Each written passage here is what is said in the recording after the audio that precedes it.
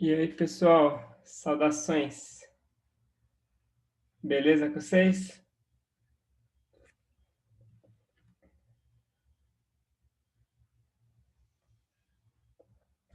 Só na boa aí?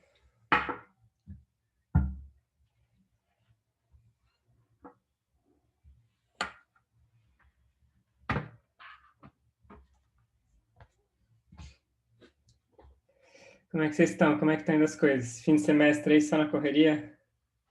Aqui tá bom também, terminando a semana, né? Terminando o mini curso lá. Deu trabalho aquele mini curso, mas agora tá terminando, tá bem legal. Imagino que para vocês deve estar corrido também, né? Fim de semestre sempre é tenso.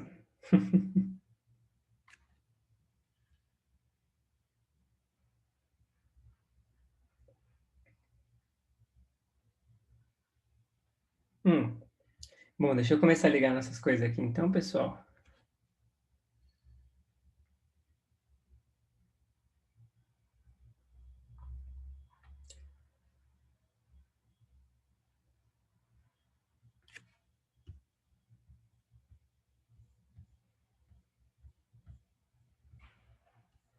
Bom, vocês têm alguma dúvida, alguma coisa que vocês gostariam de discutir? Como é que tá ainda a lista 5? Vocês já começaram a fazer?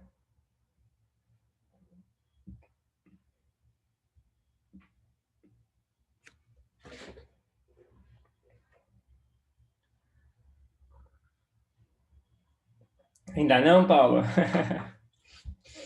Olha, eu acho que eu poderia falar uma coisa para vocês, que é o seguinte.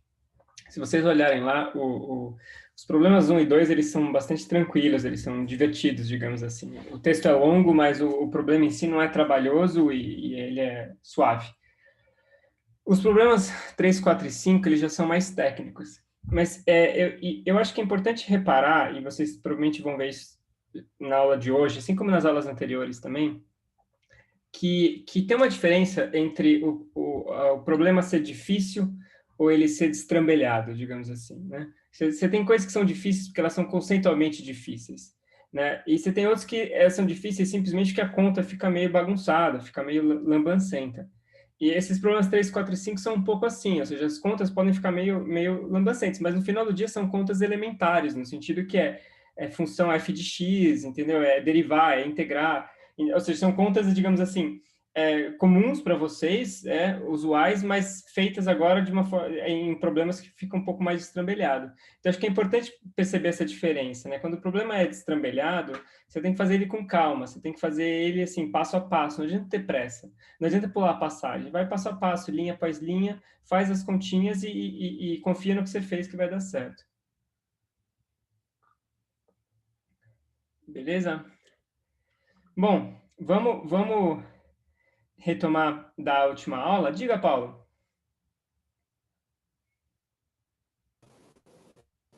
Não, eu queria perguntar que, assim, então, esse método de resolver as EDOs por série, a gente, no caso, só resolveu até agora para a equação de Legendre, né?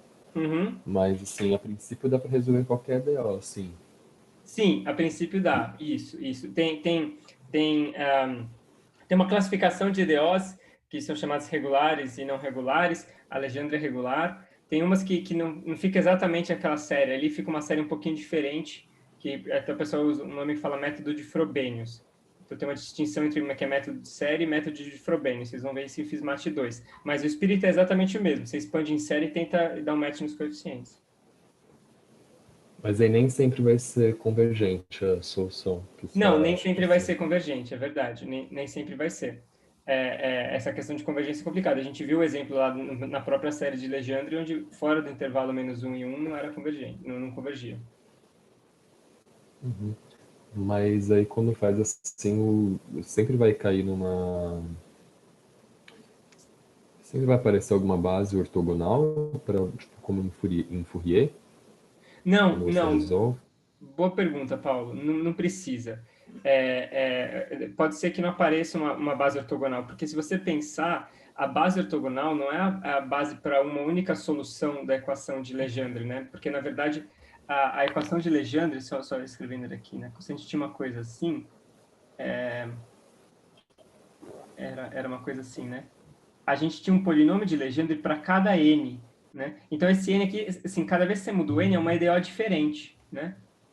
Ou seja, você tem um polinômio só para cada EDO. Então, não é um pouco diferente do caso das equações diferenciais parciais, onde saíam bases de funções como o conjunto de soluções da EDP. Né? Porque lá era uma EDP, então você tinha infinitas soluções. Aqui é uma EDO, essa equação ela só tem duas soluções. Né? Ela é de segunda ordem, tem duas soluções. Uma vai ser um polinômio, a outra vai ser uma função irregular lá e divergente. Então, só que aí calha que as soluções desses polinômios formam uma base para um certo espaço. Não é muito óbvio quando que isso vai acontecer. Isso tem a ver com o que se chama de problema de Sturm-Liouville. Desculpa, Paulo, só deixa eu terminar rapidinho aqui. Sturm-Liouville. Na verdade, a ideia é mais ou menos escrever essa equação assim, ó. E aí, pensar nisso como uma espécie de equação de autovalores e autovetores para um certo autovalor lambda. Tipo assim, então esses nn mais 1 podem ser vistos como sendo os autovalores desse operador diferencial L, com as autofunções sendo os operadores de Legendre. Então, dá para você converter essa brincadeira de Legendre que a gente está fazendo num problema de autovalores e autovetores. É que isso acaba sendo um pouco mais complicado, a gente não vai entrar tanto em detalhe aqui. Mas aí sai naturalmente essa ideia de base que você falou. Ou seja, básico porque você tem várias soluções desse problema de autovalores e autovetores e isso gera uma base de funções. Sim. Então, no caso então de Legendre, a base aparece para cada... As bases seriam, na verdade, os polinômios de cada n, né? Não, na verdade, necessariamente as soluções Exatamente. da EDO. Exatamente. Vai ser a solução de várias EDOs. Exatamente. Entendi. Mas aí fazendo um Liouville vai dar. Isso. Então, ou seja, essa noção de base, ela surge naturalmente nessa ideia de problemas de Sturm-Liouville. Tanto Legendre quanto Laguerre, etc., todos esses problemas eles podem ser escritos nessa coisa mais geral chamada problema de Sturm-Liouville, que são, tipo assim, meio que ver EDO como equação de autovalor e autovetor. E aí essa noção de bases aparece mais naturalmente. Isso é em FISMAT 2? Isso é FISMAT 2, isso. Tá bom. Tá certo. Obrigado, professor. Boa, pessoal. Então, Rodrigo tem um comentário aí. Isso, esses polinômios é verdade, Rodrigo. Eles são muito usados em coisa numérica, tem muita aplicação disso daí. É verdade, em cada intervalo, né? Dependendo do limite de integração, isso. Se você quer integrar funções entre -1 e 1, você expande ela em base de Legendre e usa isso daí para fazer integração numérica, verdade. Legal. Então, vamos lá, eu queria só concluir rapidamente onde a gente parou da última aula. A gente estava falando da função geratriz. Função geratriz dos polinômios de Legendre.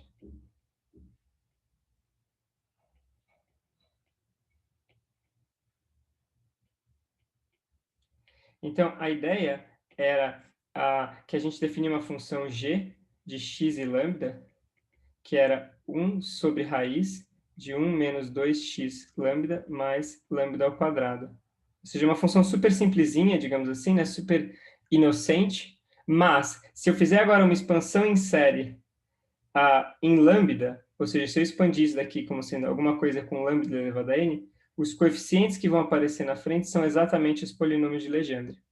Então, a lógica isso aqui é uma função de duas variáveis, mas eu posso imaginar que o x está fixo e simplesmente faço uma expansão em série de Taylor dessa raiz aqui. A expansão em série de Taylor em lambda, os coeficientes vão acabar dependendo de x, né? Cada coeficiente aqui da série de Taylor depende de x. E esses coeficientes são exatamente os polinômios de Legendre. Foi isso que a gente mostrou da última vez. Não? Quer dizer, na verdade, eu não me lembro se a gente... Eu acho que a gente ainda não mostrou.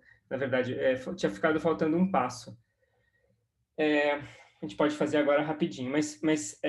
Então, a ideia aqui é super poderosa, né, dessa função geratriz, porque isso significa, essencialmente, que você tem uma funçãozinha aqui simples e inocente, que, na verdade, contém dentro dela todos os polinômios de Legendre através de derivadas. Porque, no fundo, o que é esse Pn de x? Esse Pn de x, ele vai ser 1 sobre n fatorial, derivada enésima de G com relação a lambda, calculado em lambda igual a zero, né? Ou seja, a série de Taylor em lambda. Em lambda. Então, essencialmente, eu posso obter os polinômios de Legendre derivando essa fórmula. E essa ideia é muito poderosa, ela aparece também em teoria da probabilidade, quem aqui já fez o curso de probabilidade, que essa ideia que você tem funções que às vezes são muito simples, que geram coisas mais complicadas através de derivadas. E derivar sempre é fácil, né? Ou seja, integrais são difíceis, derivadas são sempre fáceis. Então, se tem qualquer coisa que você tem que calcular via derivadas, isso do ponto de vista, digamos assim, prático, é sempre bem visto. Bom, vamos então demonstrar isso daqui, né? Para demonstrar isso, a gente vai usar um resultado que a gente tinha demonstrado, que a gente tinha começado a demonstrar na última aula, que é o seguinte. Então, na última aula,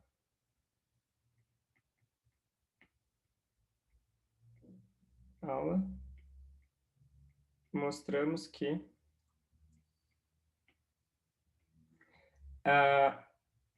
essa função g, ela satisfaz a seguinte relação.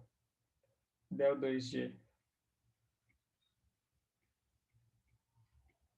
del x2 menos 2x del g del x mais lambda del 2g del lambda 2 igual a zero. Esse tipo de relação aqui, se você não estava na última aula, se você não lembra exatamente o que a gente fez, isso aqui é muito, sim, muito simples, sabe, gente? Ou seja, a função é muito simples, ó, é uma funçãozinha básica aqui. Se quiser, plugue isso aqui no matemática e manda o matemática calcular isso daqui, em 20 nanosegundos ele vai te cuspir que a resposta é que isso mais isso igual a zero.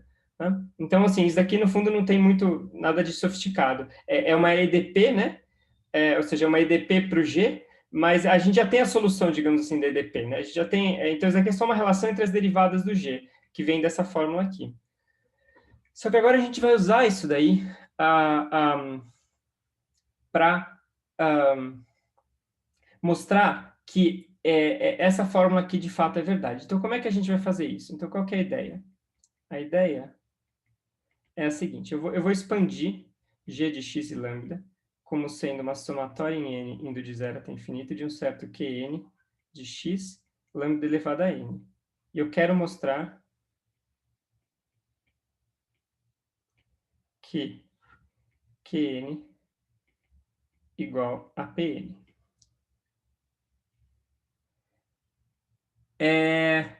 Desculpa, tá errado aqui, Paulo, você tem razão. A fórmula certa é assim, ó, é del 2, del lambda 2 de lambda g, desculpa. Isso, valeu, isso. Boa. Então, eu vou expandir, eu vou tentar uma solução em série de potências.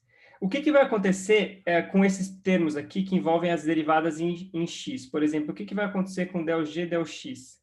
Né? Você vê que del g, del x é facinho de calcular. Ou seja, eu simplesmente vou ter Qn linha de x, lambda elevado a n. Né?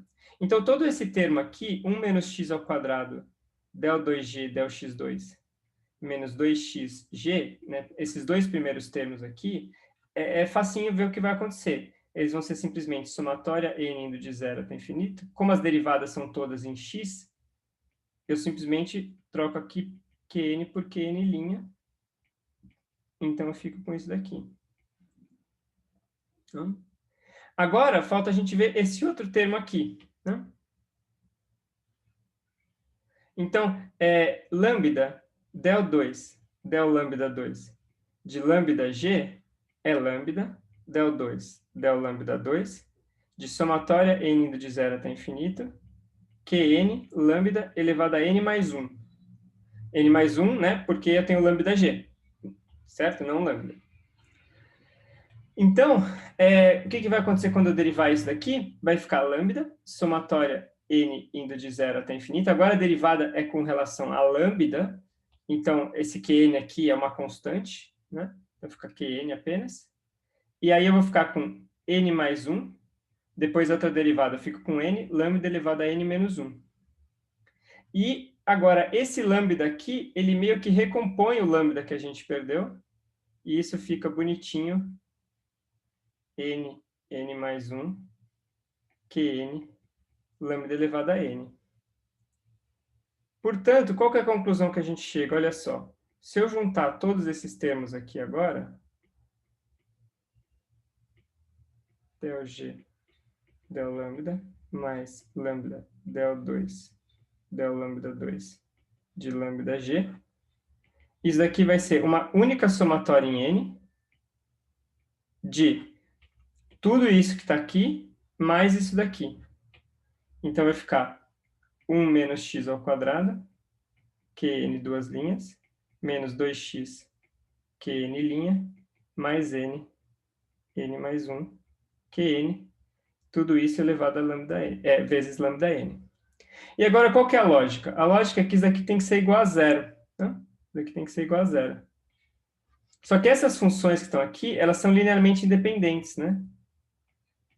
Linearmente independentes. Portanto, cada coeficiente aqui tem que ser igual a zero, para isso daqui ser uma solução. Então, daqui eu tiro que 1 menos x ao quadrado, qn duas linhas, menos 2x, qn linha, mais n mais 1, qn, igual a zero. Certo? Que é a equação de Legendre.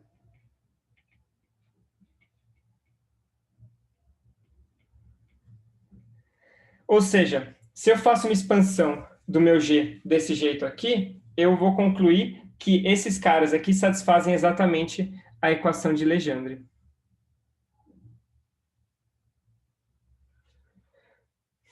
Tudo bem?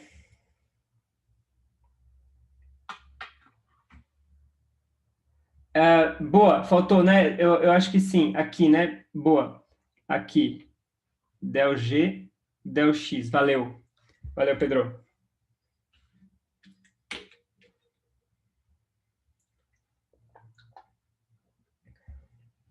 Tudo bem, pessoal?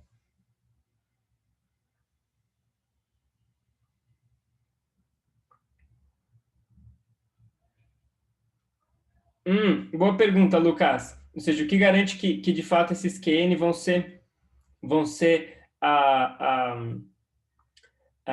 os polinômios e não a outra solução? Então, o que garante é o seguinte, a gente tá chutando uma solução em série de potência. Então, se você pensar, essa daqui é uma EDP de segunda ordem, né? Então ou seja, essa daqui não é a única solução dessa EDP, né? Eu acho que esse é o ponto. Essa daqui não vai ser a única solução, tem outras também. Mas se você quer que essa solução seja uma solução que é analítica, ou seja, que pode ser expandida em série de potências, tanto em lambda quanto em x, então esse cara tem que ser um polinômio, porque as outras soluções da CDP divergem, né? Então você tem soluções divergentes e você tem soluções regulares que não divergem. Mas isso é uma ótima pergunta, Lucas. Não é muito trivial que isso aqui tem que ser essa solução.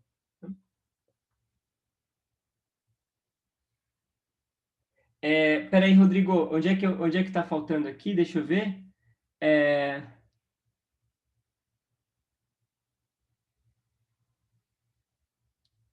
Boa, é verdade. Olha só, tem um typo aqui, ó. Isso. Aqui é del G, del X. Boa. Valeu.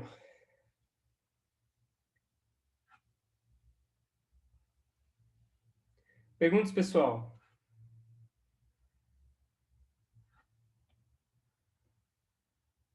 E agora, claro, eu posso dar um argumento ainda muito mais forte, até assim, corroborando um pouco aí a pergunta do Lucas. Ou seja, basta eu checar isso daqui para os polinômios de ordem mais baixa.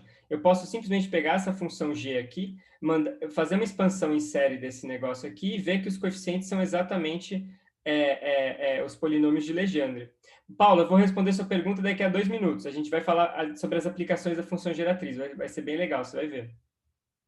Mas então, inclusive, eu posso talvez até tentar fazer isso ao vivo aqui. Vamos tentar improvisar um pouco, só porque eu quero mostrar para vocês por que isso é útil, né? Então, ó, eu tenho aqui, eu posso fazer assim. Vocês devem estar vendo meu matemática aí. 2x lambda mais lambda ao quadrado. Né? Aí, por exemplo, eu posso fazer series coefficient g lambda em torno de 0, coeficiente 2, por exemplo. Tá vendo? O coeficiente 2 desse cara aqui, ele deu esse negócio aqui, que se eu fizer o Legendre P de 2, é exatamente isso. Tá vendo? Então, se eu fizer uma série do G em lambda indo até, sei lá, 4, tá vendo? Eu vou ter uma série de coeficientes aqui. Então, lambda elevado a 0, lambda elevado a 1, lambda elevado a 2, lambda elevado a 3, assim por diante. Né? E cada um desses coeficientes vai ser exatamente os polinômios de Legendre. Tá vendo? O 1, o x com x, esse cara aqui é esse cara aqui, esse cara aqui é esse cara aqui, esse cara aqui é esse cara aqui, e assim por diante. Né? Então, de fato, isso daqui gera exatamente os polinômios de Legendre. Tá claro, pessoal?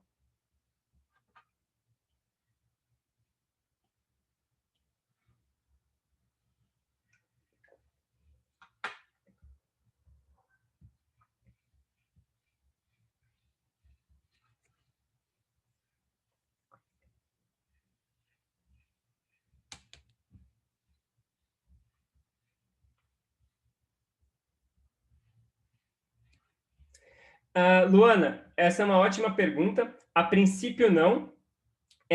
A princípio, não. A princípio, G é de geratriz só.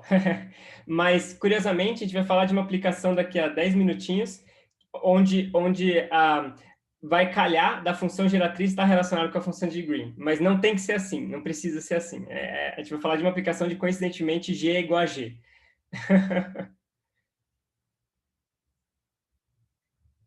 Beleza? Mais perguntas, pessoal?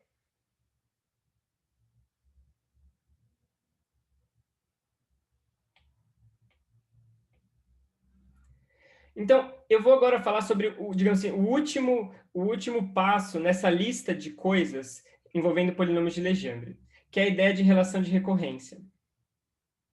Relações de recorrência. Então, olha, a gente falou sobre várias coisas, né, envolvendo polinômios de Legendre, e vocês vão poder explorar essas coisas, no caso dos polinômios de Laguerre, na lista. Né? Então, a gente falou de fórmula de Rodrigues, a gente falou de ortogonalidade, função geratriz, e agora a última coisa para se falar é essa ideia de série de relação de recorrência. Né? Então, relações de recorrência são, de forma geral, relações entre os polinômios. Relações entre os PN. Pessoal, eu sei que a gente está quase no final do curso, talvez eu devesse ter perguntado isso no primeiro dia de aula, mas o que vocês preferem? Essa escrita aqui ou essa daqui mais grossa?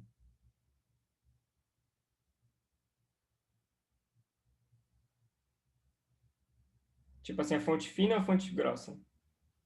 Fonte grossa, viu, professor? Fonte grossa, Vera? Com certeza. Pelos dados da idade, a fonte grossa a gente entende melhor. Beleza, argumentos convincentes. Fechou. Eu confesso que eu prefiro assim também, eu acho que assim fica um pouco pior, mas beleza. Eu vou tentar grossa, então. Vamos lá. A Vera me convenceu. Então, as relações de recorrência são relações entre os polinômios de Legendre. Eu vou dar um exemplo para vocês. Você tem essa relação aqui, que é talvez a mais famosa. N mais 1, Pn mais 1, igual a 2N mais 1, x, Pn, menos N, Pn menos 1. Então, olha só, essa relação, a gente vai mostrar ela daqui a um segundo. Ela é uma relação que, se você parar para pensar, ela é super útil, porque ela gera o Pn mais 1 sabendo Pn e Pn menos 1. Então, como a gente sabe que P0 de x igual a 1 e P1 de x igual a x, essa relação ela acaba fornecendo uma forma super simples de construir de forma recursiva, né, os polinômios de ordem superior. Então, eu simplesmente coloco aqui, gira a manivela, e ela vai me dando. Se eu sei o P0 e o P1, ela me dá o P2.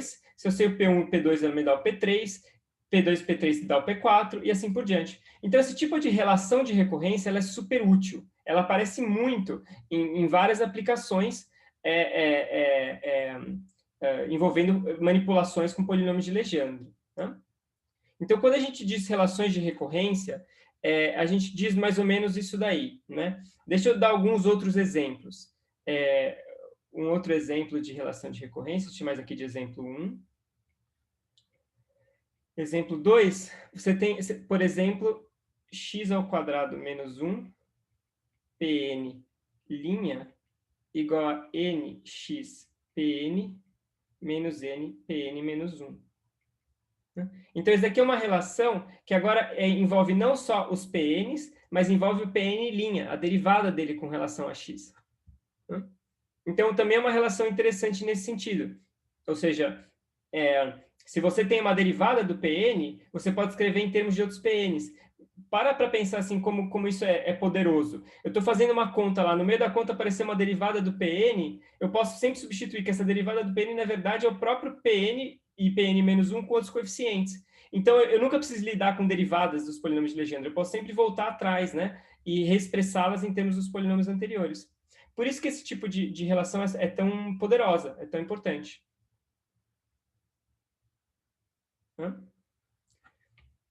Então, não existe uma receita para derivar esse tipo de relação. Não existe uma única receita.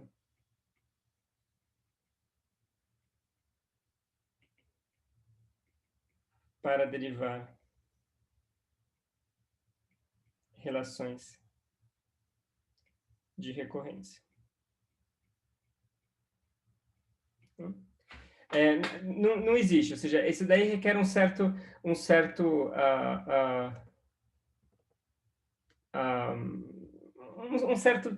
assim, traquejo, é meio que uma arte, assim, você tem que fuçar um pouco para ver o que você consegue tirar. Né? Uma outra coisa também é o seguinte, esse tipo de relação de recorrência, ele é todo tabelado. Né? Esse tipo de coisa, assim, são relações que as pessoas tabelam. Né? Então, se você vier, tem um problema da lista, que é o último problema da lista, ele é exatamente para você explorar esse site, que é um site muito bom, que chama DLMF, Digital Library of Mathematical Functions. Então, antigamente, a gente teria essas coisas todas em livros, né? A gente teria livros que seriam assim, tipo Handbook of Mathematical Functions. Tem vários livros desse tipo na biblioteca, por exemplo, que são livros gigantescos onde as pessoas tabelam essas propriedades, né? E eu acho que esse site aqui, ele substitui esses livros muito bem, porque é mais fácil de consultar, né? Então, por exemplo, se você ver aqui em Legendre and Related Functions, aí ele vai ter aqui, tá vendo? Todas as propriedades das funções de Legendre. Então, a equação diferencial que ela vai satisfazer, e também vai ter aqui relações de recorrência, por exemplo. Então, você vê em relações de recorrência, ele vai listar todas as relações de recorrência que ele sabe, ou seja, que são conhecidas, digamos assim, que são úteis, dos polinômios de Legendre. Né? Então, ou seja, você tem um monte de relações de recorrência.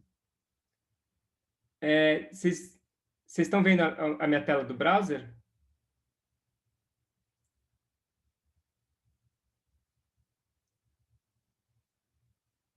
Ah, beleza. Então, a ideia dessas funções matemáticas assim, vocês têm que entender um pouco de onde vêm essas relações de recorrência. E de onde vêm todas essas relações, Rodrigues, tudo, né? Você tem que entender um pouco, assim, ter uma ideia. Mas no final do dia, depois de ter uma ideia, é também uma questão de saber onde consultar, saber onde achar informação, né? Então, assim, eu tô trabalhando com uma certa função, sei lá, pega uma função aí, escolhe, função elíptica de Jacobi, sei lá. Então, eu preciso pegar a função elíptica de Jacobi e eu preciso ter uma ideia mais ou menos do que ela faz, qual é a cara, para que ela serve. Eu preciso ter esse tipo de conhecimento. Mas esses detalhes técnicos de quais as relações de recorrência, etc., eu tenho que saber onde consultar isso daqui. Né? Então, ou seja, eu tenho aqui uma tabela, eu simplesmente consulto esse tipo de coisa. Né? Então, isso, assim, isso é uma dica de sucesso, digamos assim. Aprender a saber onde consultar e assim por diante.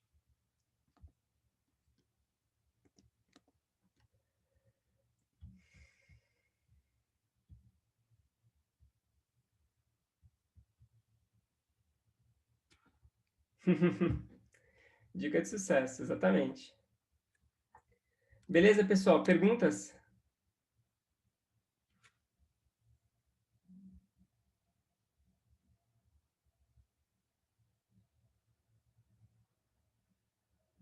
Então, deixa eu só dar uma ideia, ou seja, como eu estava dizendo, não tem uma única receita para derivar esse tipo de relação de recorrência. Mas a função característica é útil para isso. A função geratriz, desculpa. A função geratriz é útil. Vamos mostrar como é que isso funciona no caso do exemplo 1. Tá? Na lista vocês vão ver outras aplicações. Ou seja, como é que a gente faz para demonstrar essa relação aqui. Então, a ideia é a seguinte. Lembra que g de x e lambda era 1 sobre raiz de 1 menos 2x lambda mais lambda ao quadrado. Tá? Opa, deixa eu melhorar isso aqui. Tá? E a gente tinha mostrado isso na última aula, essa relação aqui, ó. E isso também é fácil de verificar. 1 menos 2x lambda mais lambda ao quadrado del g del lambda igual a x menos lambda vezes g. Isso aqui é aquele tipo de coisa que é fácil de verificar, sabe? Ou seja, pluga no matemática e você vê que isso aqui é verdade. Então, a gente pode usar isso daqui para agora derivar uma relação de recorrência.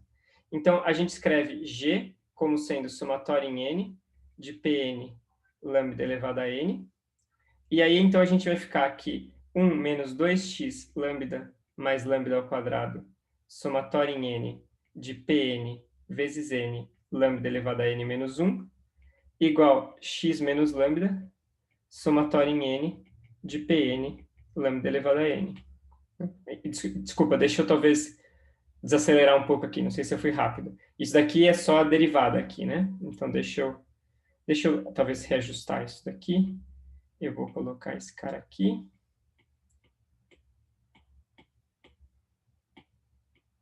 E eu colocar esse cara aqui embaixo.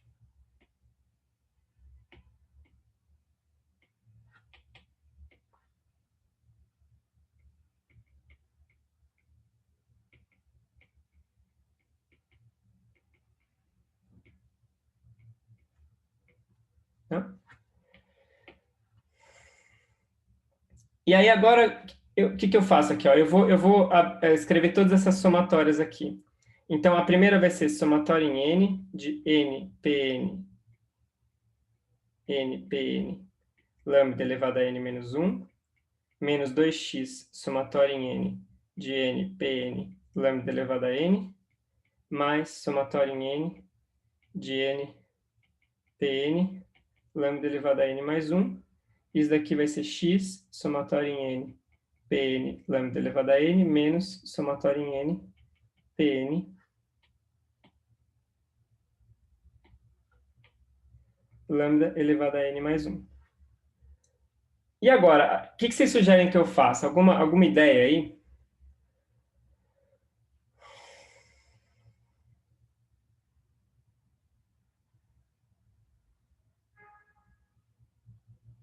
Ou seja, eu obtive uma relação aqui que essa soma mais essa soma mais essa soma igual a essa soma mais essa soma, etc.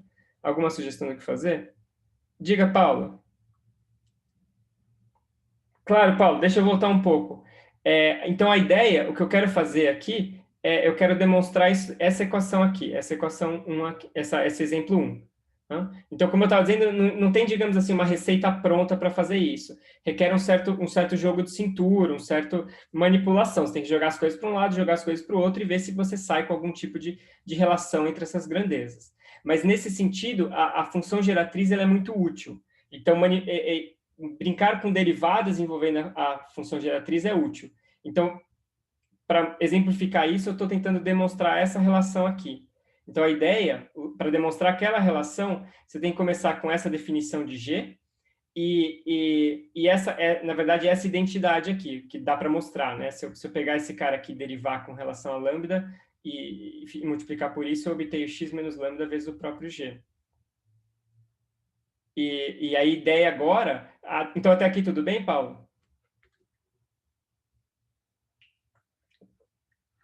Tá, aí aqui o que eu fiz daqui para cá foi simplesmente substituir que o G ele é somatório em n de Pn lambda elevado a n.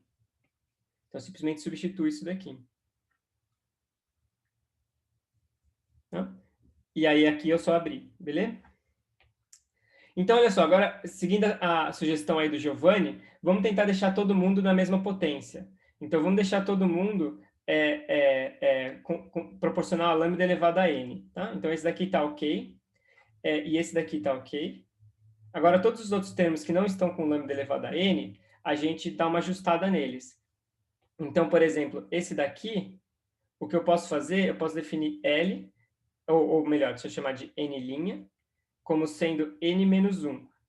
Então, esse termo aqui, ele vai ficar somatória em n', n' mais 1, p n' mais 1, lambda elevado a n'.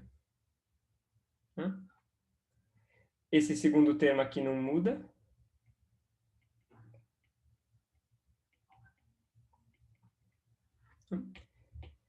Esse daqui, eu faço a mesma coisa. Eu defino um n' como sendo agora n mais 1. Então, ele vai ficar somatório em n', n' menos 1, p n' menos 1, lambda elevado a n'. E aí, do outro lado, eu vou ter esse termo que não muda. Menos. E aí, nesse último termo aqui, eu faço n' igual a n mais 1 de novo. Então, fica menos somatório em n', p n' menos 1, lambda elevado a n'. Pessoal, esse tipo de manipulação, ela é padrão e ela é um pouco confusa no começo. Causa um pouco de confusão, mas no fundo ela não tem muito segredo, digamos assim. Por favor, tá claro até aqui? Se não tiver, a gente para, a gente discute, eu não tenho a menor pressa, a gente pode ficar falando sobre isso a aula inteira, se precisar. Mas eu realmente queria que vocês entendessem esse jogo de índices, porque nesse assunto de funções especiais, ficar jogando com índice para cima e para baixo é, no fundo, a parte mais importante da brincadeira. Land, na somatória, quando ela é de 0 a n, por que você já pode substituir direto por n' e não por n' menos 1 ou mais 1? Ah, boa, é verdade. Então, como você reparou aí, eu estou sendo meio descuidado com a somatória, né? Isso é uma coisa que, inclusive, eu queria discutir. Você vê que eu não estou nem escrevendo os limites da somatória aqui, né? Eu estou sendo meio relaxo. Por que eu estou sendo meio relaxo? A lógica é interessante. Essa relação de recorrência que a gente quer derivar, é claro que ela só vai fazer sentido para o n maior do que 1, né? Porque se o n for 0, se eu colocar 0 aqui, aqui fica um pn menos 1. Então, ela não vai valer. Então, isso aqui, claro que vale para n. Se for para valer, tem que valer para n maior do que 1, né? Por exemplo, se eu colocar, maior do que 0. Né?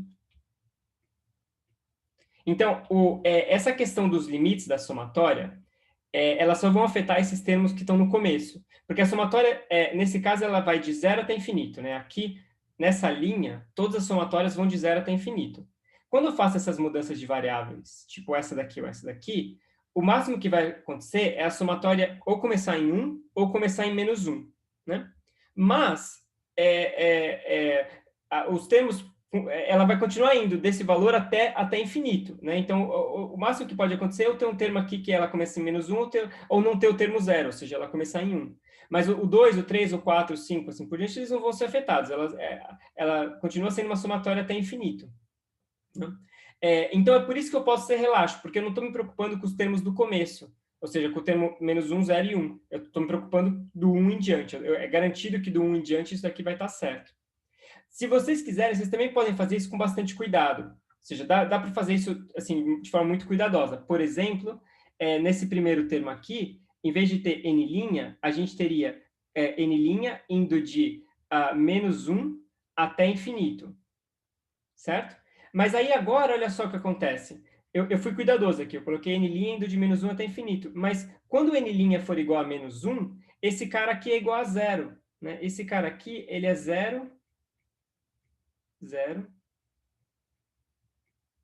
quando n' igual a menos 1. Portanto, eu poderia também começar essa somatória em 0, anyway. Ou seja, já que esse cara é 0, já que o termo menos 1 não contribui, eu poderia começar ela em 0. Então, você vê, o C relaxa nesse caso não é muito um problema, né? Porque as coisas meio que se autocorrigem. Essa é uma outra forma de pensar, Alberto. Ou seja, de uma certa forma, eu tô pegando só os termos iniciais ali. É que eu não estou pensando tanto aqui em convergência, porque eu quero comparar séries, né? Mas os termos iniciais são, digamos assim, uma perturbação ali em torno do zero. Mas para 1, 2, 3, 4, 5, 6, eles não vão ser mais um problema.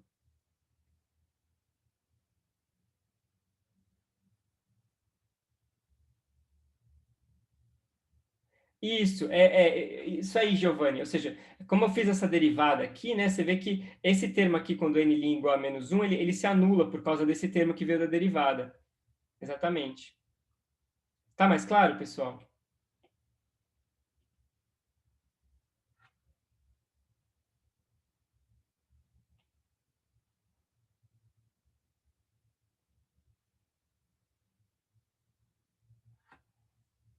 Beleza.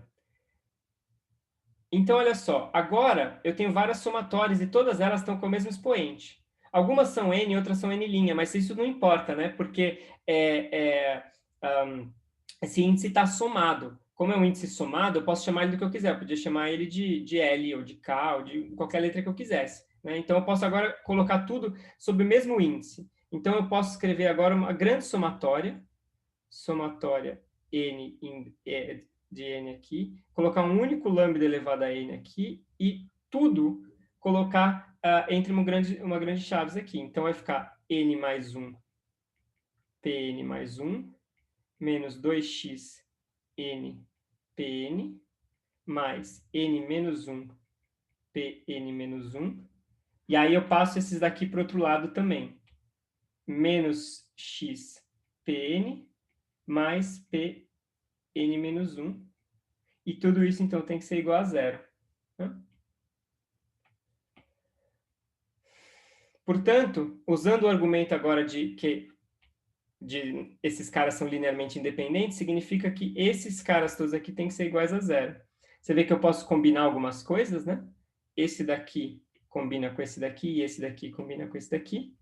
Então, eu fico que n mais 1, pn mais 1, menos 2n mais 1, x, pn, mais n, pn menos 1, igual a zero. Tá? Que é o exemplo 1 que a gente queria demonstrar. Tá? Então, isso aqui é só para dar uma ideia de como que demonstra esse tipo de relação de recorrência. De novo, não tem um algoritmo para fazer isso, requer um certo traquejo, tá? Mas a ideia é mais ou menos essa. Eu brinco com as derivadas, né? Então, ou seja, a única coisa que a gente usou, no fundo, foi essa relação aqui, que a função característica tinha essa propriedade. Então, agora a gente brinca com essas derivadas para relacionar esses caras aqui. Tudo bem? Faz sentido? Perguntas?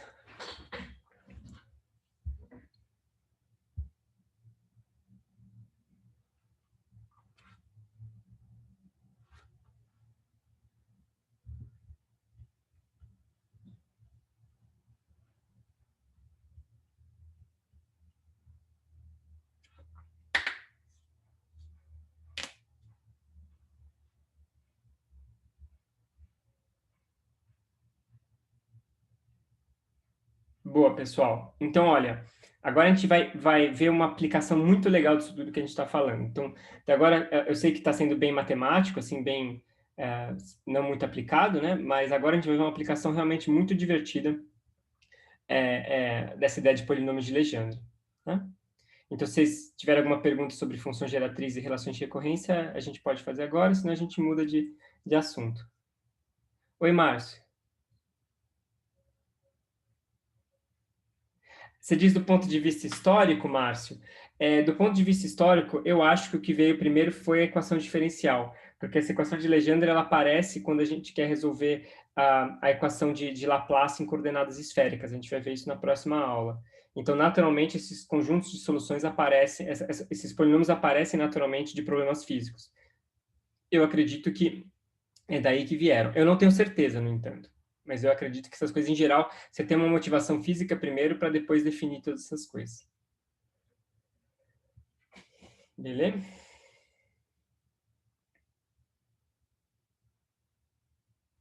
Ok, então agora a gente vai falar da equação de Poisson. E de um assunto muito legal, que é o que se chama expansão em multipolos.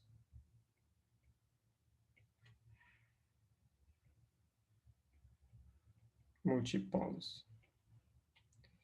Então, qual que é a ideia? A gente tinha visto, então, que a equação de Poisson, ela era assim, né? Menos nabla 2 φ igual a um certo ρ de R. Então, esse ρ de R, a gente podia pensar nele como sendo uma distribuição de carga no espaço.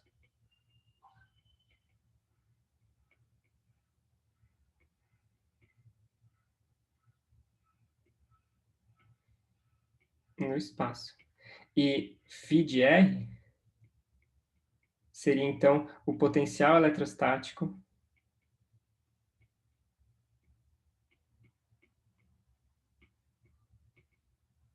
gerado por ρ.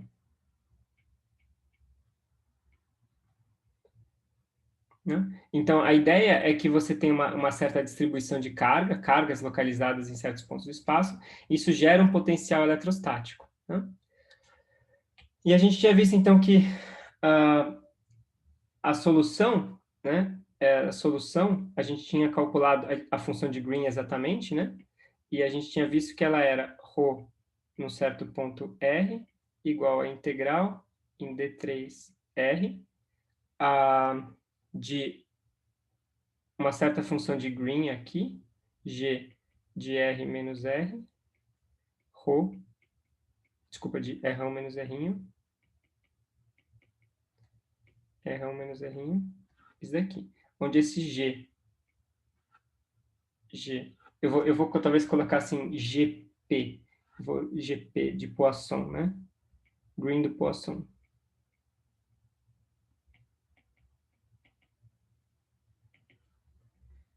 Né? Então, GP Poisson de R1 menos R1 era 1 sobre 4π módulo de R1 menos R1. Isso, boa, Paula. Vou ter uma figura aqui para esclarecer sua dúvida.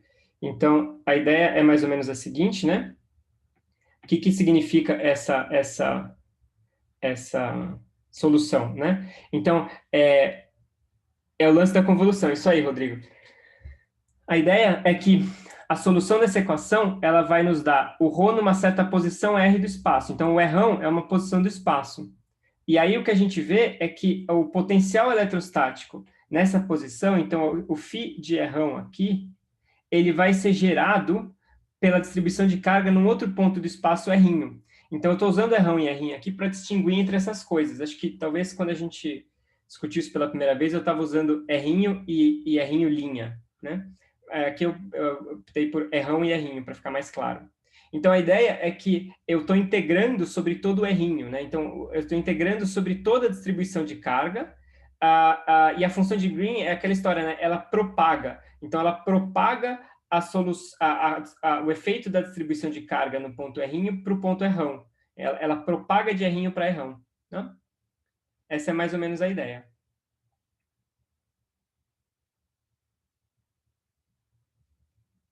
Opa, desculpa. Isso aí, Pedro. Aqui, nossa, viajei na maionese. Boa, pessoal. Aqui é φ de R, né? Isso. Desculpa, gente. Eu confundi tudo vocês aqui. Não, é a solução, né? O φ é o G de ρ. Isso. Não. Vocês não estão malucos. O φ é o G de ρ. Isso, perdão. Tá claro, pessoal?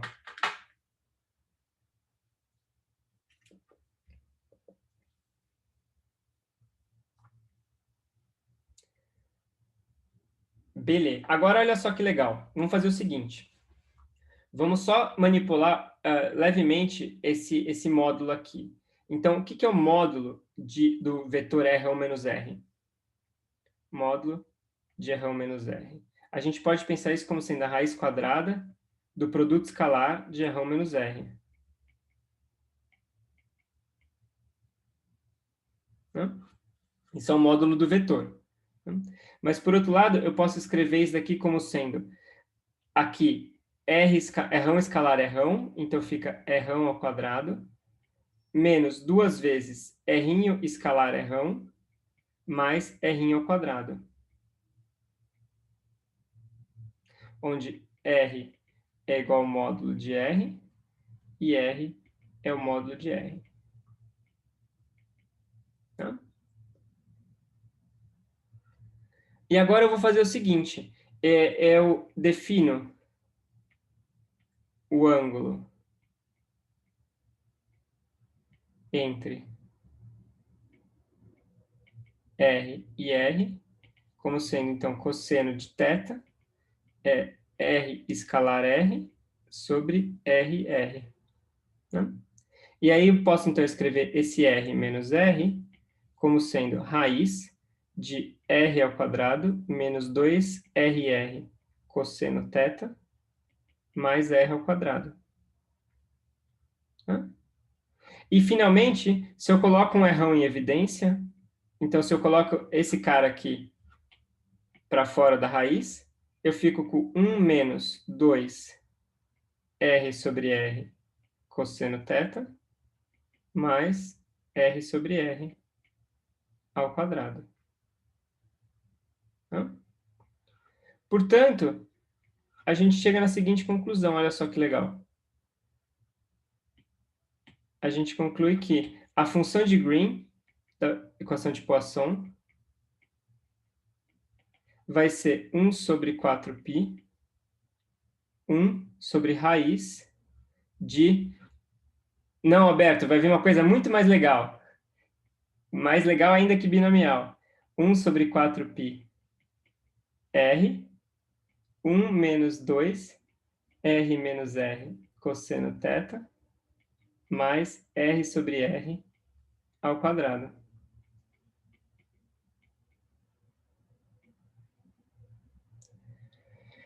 Isso aí, Luana. Boa. Exatamente. Então, olha só, isso aqui é a função de Green da equação de Poisson. Mas se a gente agora... Ou seja, só vamos parar e ficar olhando para isso, né? Ou seja, ficar contemplando esse cara aqui, né? Vocês veem que isso daqui é equivalente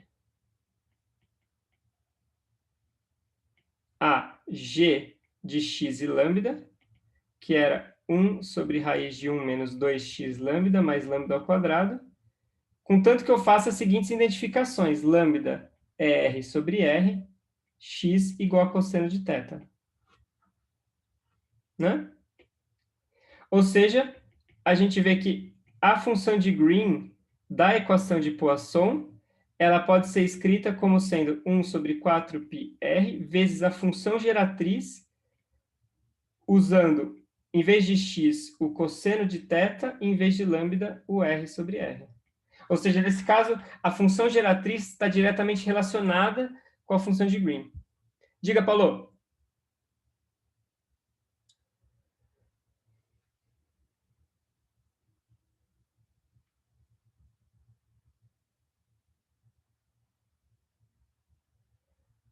Isso, mais ou menos, né, Paulo?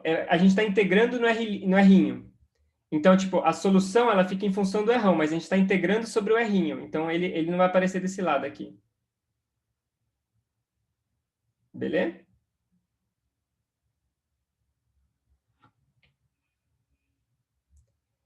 Então, como assim? O que cobre? Ou seja, essa integral sobre o espaço todo e esse rão varia sobre o espaço todo também. Beleza? Então, você vê que a solução da equação de Poisson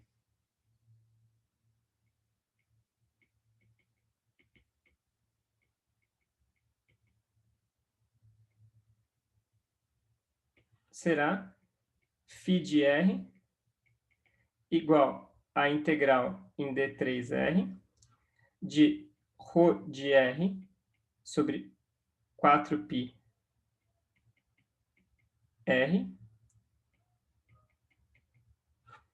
1 sobre a raiz de 1 menos 2 R sobre R cosseno θ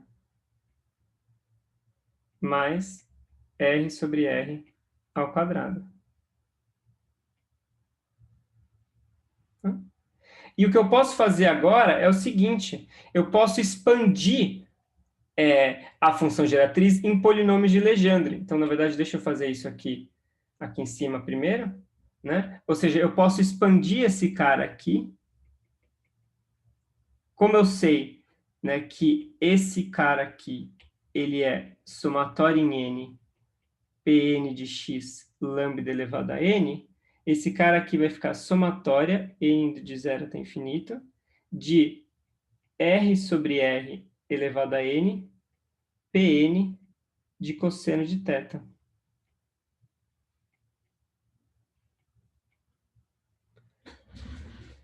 Então, a minha solução vai ficar φ de r igual a integral em d3r, ρ de r sobre 4π r1, somatória em n indo de 0 até infinito, r sobre r1 elevado a n, Pn de cosseno de θ.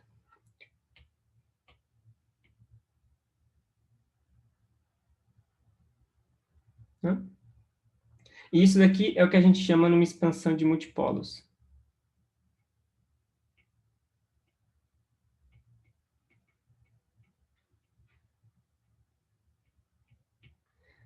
Ok? Vamos entender agora o que significa isso. Ou seja, isso daqui tem uma consequência profunda, assim, do ponto de vista do eletromagnetismo. Mas está clara a ideia?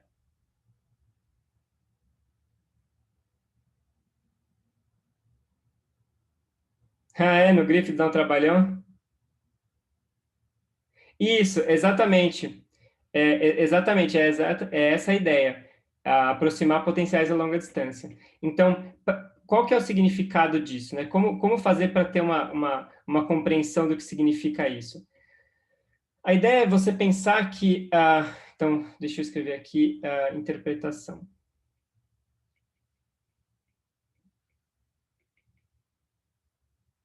Interpretação. Muitas vezes,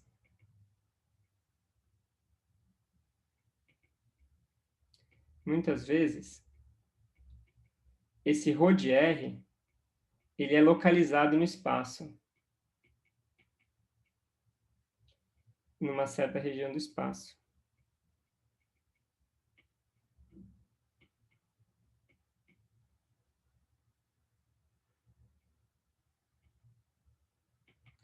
Então, assim, é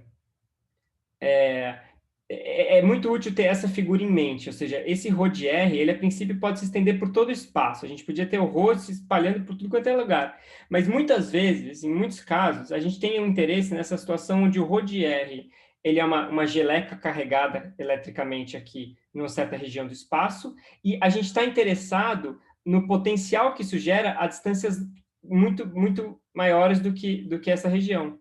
E estamos interessados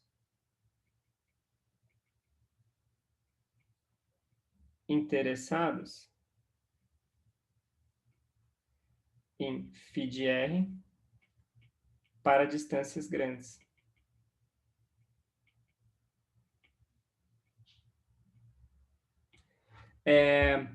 Oi, Alberto.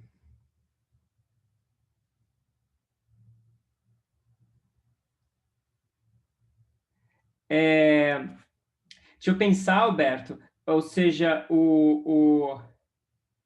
eu acho que está tudo bem, digamos assim, Alberto, porque, ou seja, esse φ ele só depende do vetor R, ele não depende das componentes do vetor R, né? E essa integral também não depende das componentes de R. Eu acho que enquanto a gente conseguir escrever a solução em termos do vetor e não das componentes específicas, é garantido que não depende do sistema de coordenadas.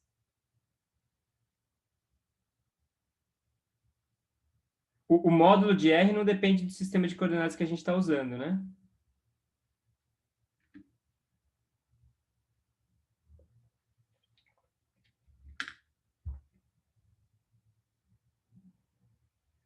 Eu acho que eu te entendi, Alberto. Desculpa, eu te entendi.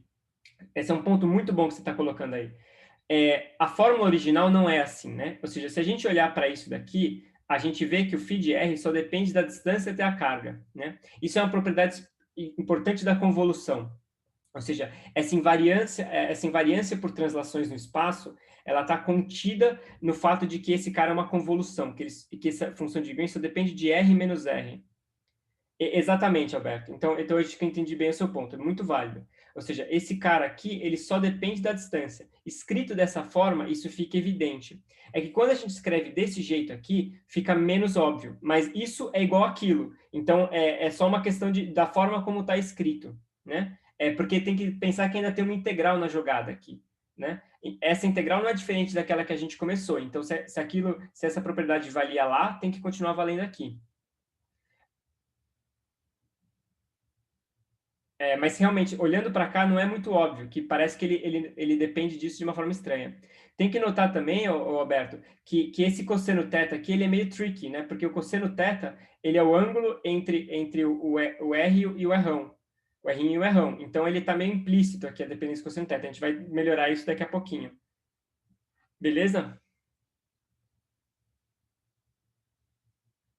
E, Rodrigo, isso aí, exatamente. Os N's vão dar as expansões dos multipolos, né?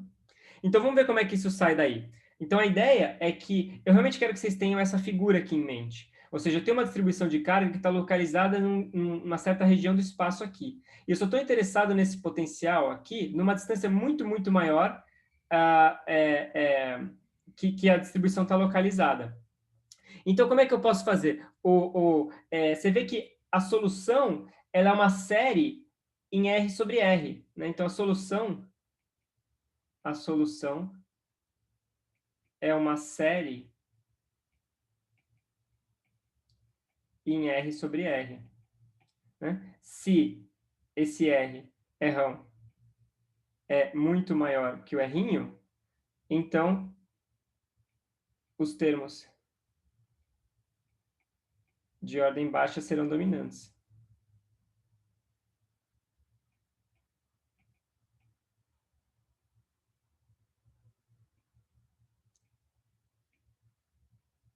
Então, vamos ver como é que são esses termos aí. Ou seja, vamos dar uma olhada em alguns dos termos dessa somatória. Vamos começar olhando para o caso n igual a zero. Então, o caso n igual a zero, eu vou ter integral de d3r, ρ de r, sobre 4πr, vezes isso daqui elevado a zero, que dá 1, e o Pn de zero, que P0, desculpa, né? P0 de x, que é igual a 1. Né? Então, esse termo aqui vai ficar, deixa eu melhorar um pouquinho isso aqui, vai ficar φ de r igual a isso daqui, só isso, mais tá. Então, o termo de ordem zero é só isso daqui. Boa, Alberto. Exatamente. Se você faz a mesma coisa para o caso magnético, não aparece o termo de monopolo. Exatamente. Então, vocês vão ver aqui o seguinte, ó. Nota o que aparece aqui. A gente define a carga total,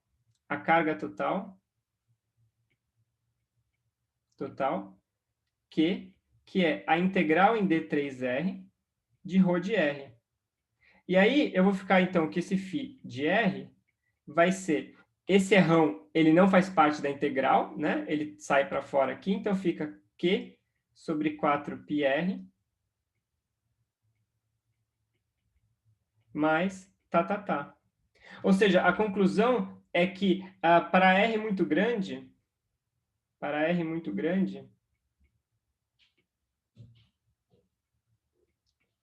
qualquer ρ de R fica aproximadamente igual a uma carga pontual. Porque, olha, isso daqui o que é? Isso daqui é exatamente o potencial eletrostático de uma carga pontual.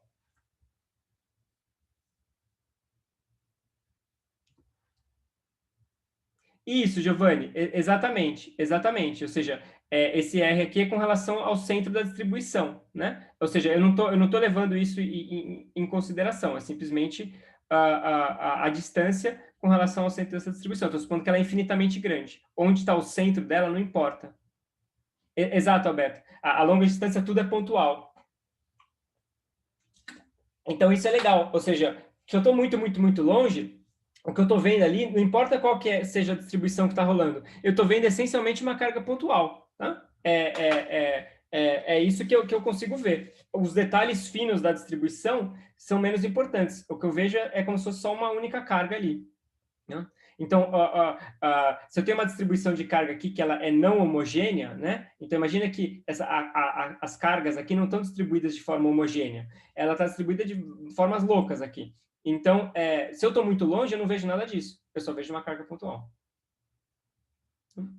Agora vamos olhar para o próximo caso, n igual a 1. Então, n igual a 1, P1 de x é igual a x. Então, nesse caso, eu vou ficar que o meu φ de R vai ser esse termo que eu tinha antes, 4πr, mais. Aí o próximo termo vai ser integral de d3r, ρ de r, sobre 4πr. Deixa eu voltar aqui para vocês verem. Então, ó, é esse cara aqui, né? Então, eu tenho r sobre r elevado a 1, P1 de cosseno de θ. Então, fica r sobre r vezes P1 de cosseno de θ, que é igual a cosseno de θ, né?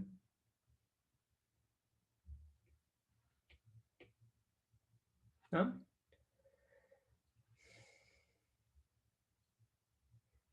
Isso, Alberto. Eu estou supondo que ele está muito longe. Ou seja, essa é a validade da expansão, né? Ou seja, é justificado eu fazer uma expansão e pegar só os primeiros termos se esse R está muito distante do R. Então, de novo, essa figura aqui que tem que ter em mente. Exatamente.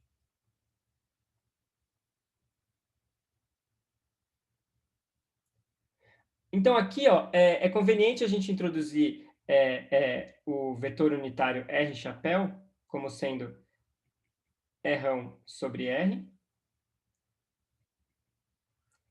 E o cosseno de θ, a gente tinha visto que ele era R escalar R sobre R R. Mas então é um pouco mais conveniente a gente escrever isso como sendo R escalar R chapéu sobre R. Né? E aí então a gente vai ficar que a φ de R vai ser Q sobre 4πr mais... Aí o que eu vou ter aqui?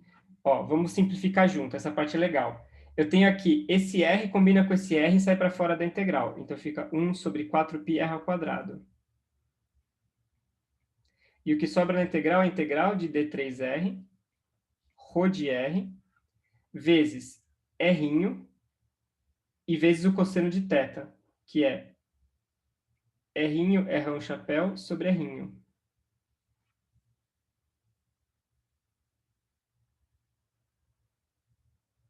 Isso, exatamente. Ou seja, a gente pode expandir, né?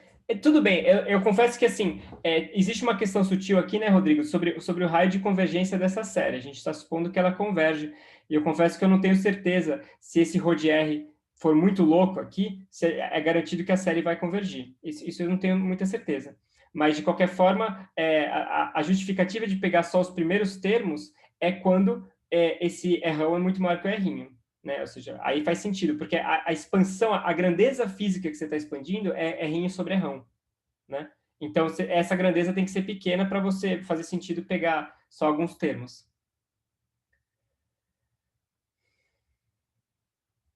Beleza? Então, olha só, simplificando um pouco aqui, a gente vai ficar com o seguinte. Ó, isso daqui vai ficar Q sobre 4πr mais 1 sobre 4πr ao quadrado, integral de d3r, ρ de r vezes r, escalar r chapéu. Então, agora o que a gente pode fazer é o seguinte, a gente vai definir o vetor momento de dipolo,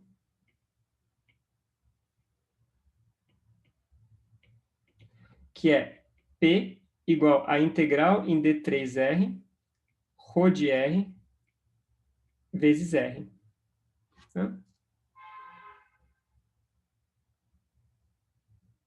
Oi, Gabriel. Isso, acho que beleza. Acho que seu argumento está bem sólido. Ou seja, para a série convergir, precisa que R1 seja maior que R'. E beleza, Gabriel. Isso aí. Boa. Então, olha só, com isso, a gente fica aqui que... Deixa eu só colocar os 3 pontinhos aqui. A gente fica que o φ de R é igual a Q sobre 4πr mais 1 sobre 4πr ao quadrado, P escalar R chapéu, mais tá.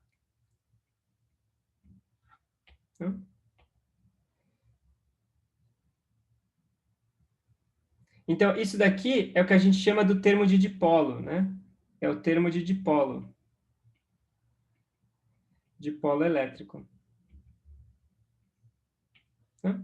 Então, quando a gente fala em dipolo, vocês aprendem lá em Física 3 que dipolos são 2 cargas, uma carga positiva e outra negativa. Mas não precisa ser assim, né? Poderia ser, mas em geral, ou seja, o termo de dipolo é um termo que mede, de uma certa forma, essa assimetria das cargas, tá vendo? Ele não é mais só a integral do ρ de R, ele é o ρ de R vezes R. Então, ele está medindo uma assimetria dessas cargas. E é comum casos onde a carga total, Q igual a integral de d3R de ρ de R, é igual a zero. Ou seja, quando o sistema é neutro, né? Sistema é neutro.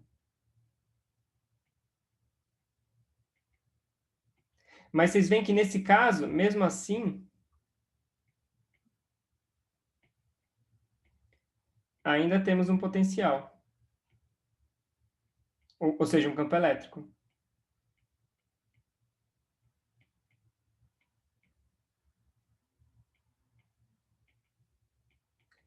Mas o primeiro termo aqui, ele é zero, e, portanto, a gente fica que o φ de R, o termo de ordem dominante, ele vai com 1 sobre R ao quadrado.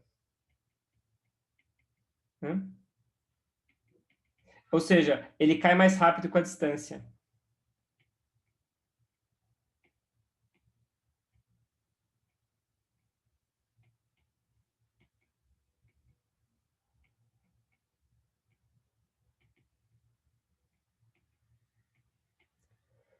Tá? Então, a ideia é que uma distribuição de carga assim, mesmo que essa distribuição como um todo seja neutra, ela ainda assim vai gerar um campo elétrico, né? Ou seja, eu posso ter uma distribuição que é neutra aqui, mas o fato dela ser inhomogênea vai produzir um campo elétrico, um potencial elétrico, numa certa região do espaço. Só que esse cara agora o potencial cai com 1 sobre R ao quadrado. E, portanto, o campo cai com 1 sobre R ao cubo. Né? Ou seja, ele cai muito mais rápido com a distância. Né? Então, o primeiro termo é o que a gente chama do monopolo, o segundo termo é o termo de dipolo.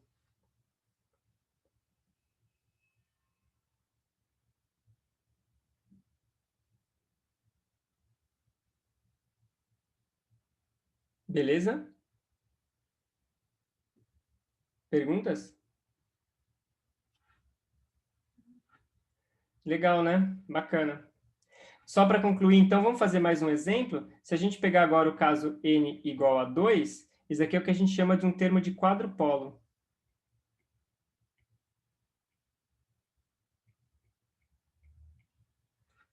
Como é que vai ficar a coisa nesse caso? Vai ser assim, integral de d3r, ρ de r, sobre 4π r1, aí fica um r sobre r1 elevado ao quadrado, p2 de cosseno de θ. Aí a gente usa a nossa tabela, a gente sabe que, ou matemática, p2 de x é 3x ao quadrado menos 1 sobre 2. Então, isso daqui vai ficar a integral, deixa eu colocar aqui esse 1 sobre 4π r ao cubo para fora, integral d3r, ρ de r, r ao quadrado, vezes 3 cosseno de θ menos 1 ao quadrado sobre 2. E, portanto, isso aqui vai ficar 1 sobre 4π r ao cubo,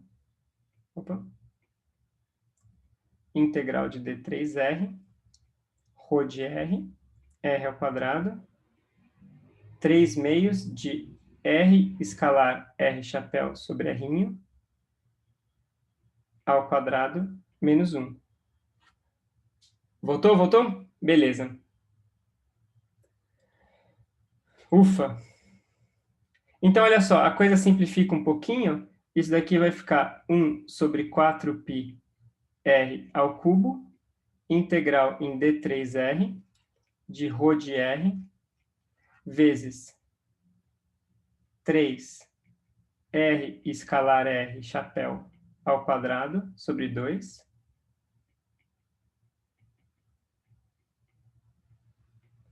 menos R ao quadrado. Entendi. Eu achava antes, sabe, Alberto, que era alguma coisa que eu fazia aqui, mas eu estou reparando que acho que não, é do próprio Zoom. No mini curso que eu estou organizando lá, os palestrantes, a tela deles também sempre trava e de vez em quando ela para de atualizar. Eu não sei o que é.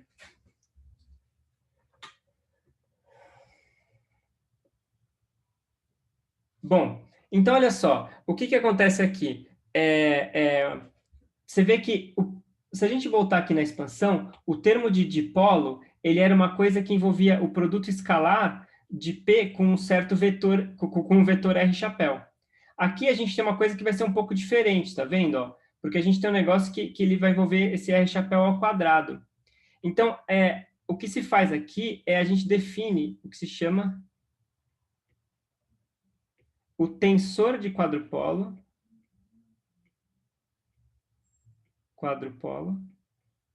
que vai ser TIJ, como sendo integral D3R, ρ de R.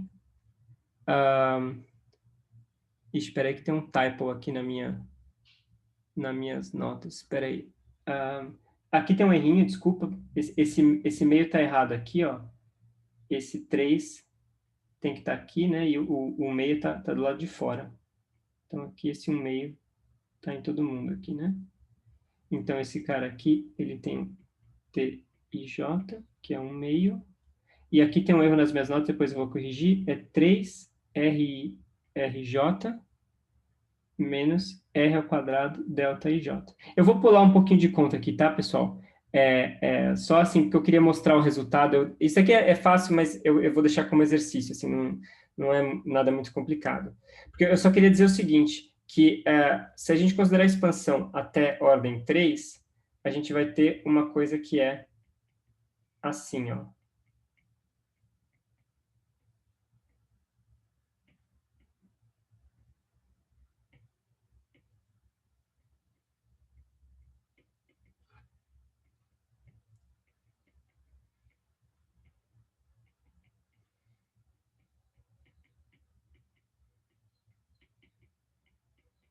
Tá? Desculpa pular um pouquinho de conta, mas é porque acho que isso aqui é mais legal ver o resultado final e depois do que se perder nos detalhes das contas. O que eu quero dizer é o seguinte, o primeiro termo a gente viu que ele era um escalar, ele era uniforme, né? Ele não dependia do R chapéu.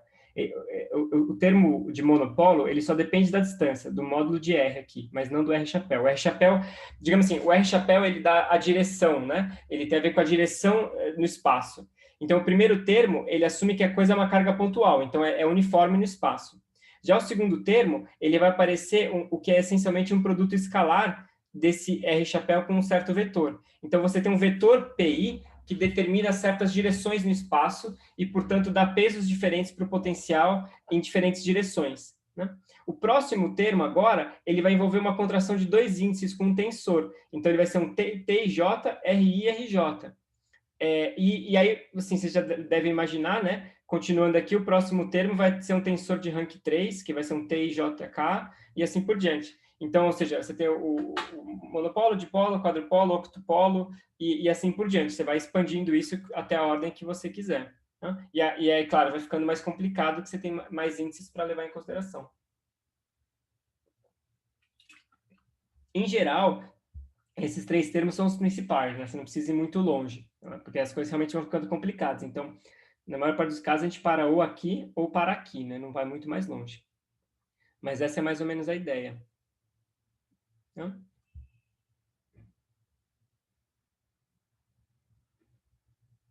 Tem um exemplo que eu conheço, que é o exemplo do que se chamam cristais líquidos nemáticos.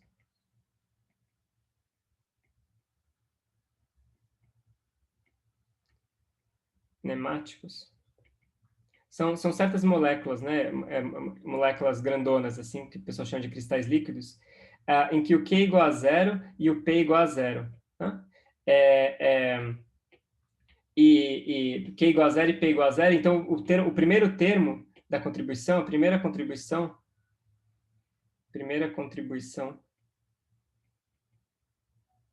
não nula, é o termo de quadrupolo.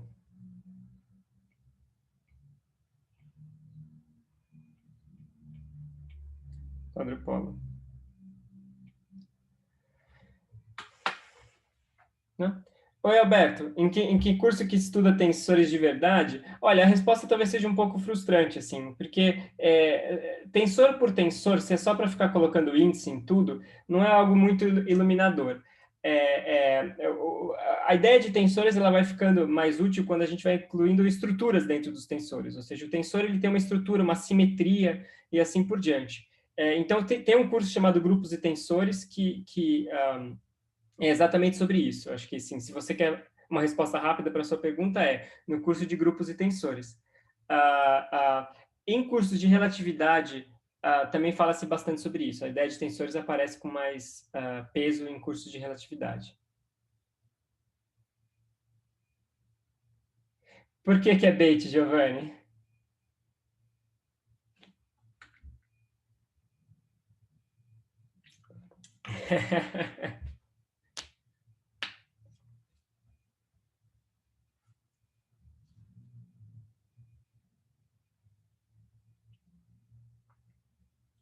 Mas eu acho que não tem muito como sair disso. Ou seja, tensores é um negócio que acaba sendo bastante abstrato mesmo. Não tem muito como fugir, né?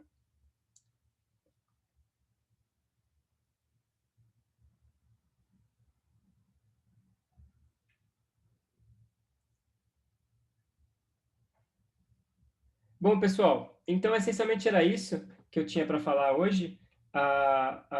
Acho que estamos indo muito bem. Eu não vou terminar segunda-feira, vou terminar na quinta que vem, tá? Então, semana que vem tem as 2 aulas normal, tá? Porque eu queria terminar esse curso fazendo o átomo de hidrogênio na mecânica quântica.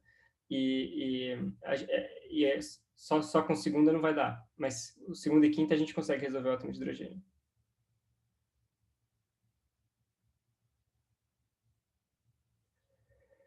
Beleza? Mas parei por aqui.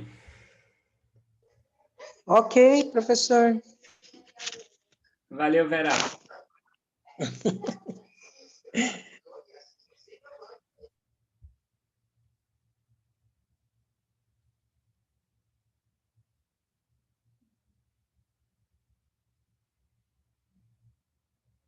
É verdade, né, Lucas? Parece que foi ontem que a gente está falando de Sérgio Fourier. Valeu, Francisco. Valeu, pessoal. Valeu, Rodrigo, Paula, todo mundo. Beleza, Giovanni. Se der perguntar da lista, pode perguntar.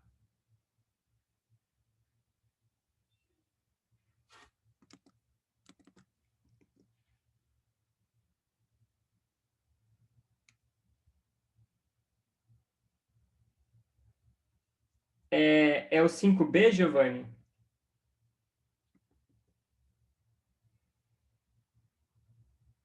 5C? Deixa eu ver aqui. O 5B tinha um erro, tá? E eu já corrigi, já coloquei lá no site. Então, acho que o 5B já resolveu. Será que com a mudança que eu fiz no 5B não vai resolver o 5C para você também? É porque no 5B tinha um n fatorial ao quadrado, quando na verdade era para ser só n fatorial.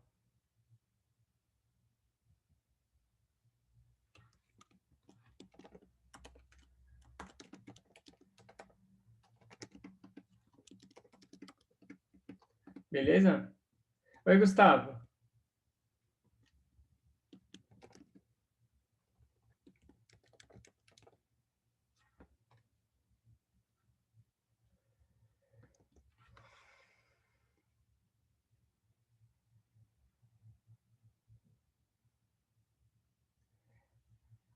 Ah, entendi, Gustavo. Eu acho que isso daí tem a ver com diferentes definições dos polinômios de Legendre. Eu vou checar isso daí, para ter certeza que a definição que eu estou usando aqui, ele vai dar n fatorial e não n fatorial ao quadrado. Ou seja, isso pode ter a ver com a definição do polinômio de Legendre, de como ele é definido, né? Ah, deixa eu ver aqui. Desculpa, do Laguerre. Laguerre.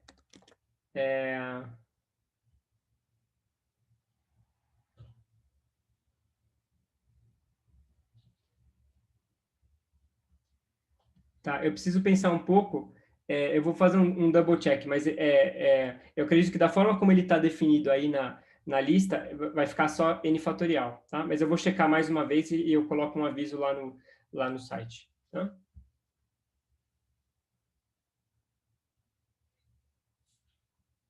Você chegou no n fatorial. Entendi, beleza.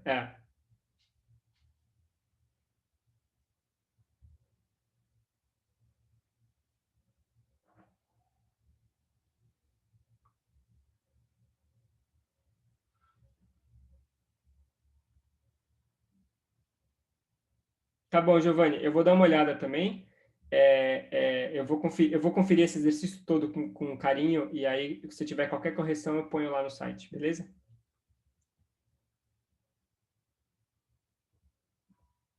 Valeu, Giovanni. Você também. Bom dia aí.